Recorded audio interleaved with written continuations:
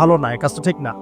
আল্লাহ পাক আজকে আপনাকে হয়তো 1 কোটি টাকা দিয়েছেন, কালকে আল্লাহ না করুক 1000 টাকার জন্য মানুষের কাছে হাত পাততে বাধ্য করতে পারেন আল্লাহ পাক। এমনও কিন্তু দিন আসতে পারে, দিন সবার সবসময় সমান থাকে।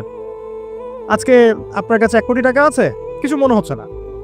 কালকে কে জানে, আল্লাহ না করুক, যে 1000 টাকা কারো কাছে চাইতে হচ্ছে, 1000 টাকার জন্য ঠকে গেছেন, হতে পারে না?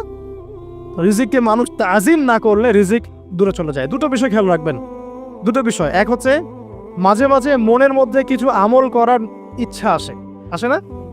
মনে হলো যে আচ্ছা একটু 10টা আয়াত পড়ি, মনে আসে না মাঝে মাঝে? এমন মনে হয় না? ওই সময় এই এই যে মনের মধ্যে যে এই ইরাদাটা জাগ্রত হওয়া, এটাকে আমরা বলি ওয়ারিদ। অন্য ভাষায় আপনি বলতে পারেন মেহমান। কি বলতে পারেন?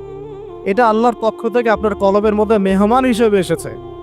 এখন আপনি যদি আমলটা করেন, সেই মেহমান বারবার আপনার কলবে আসবে। যদি আপনি ওই সময় আমলটা না করেন, মেহমান চলে যাবে।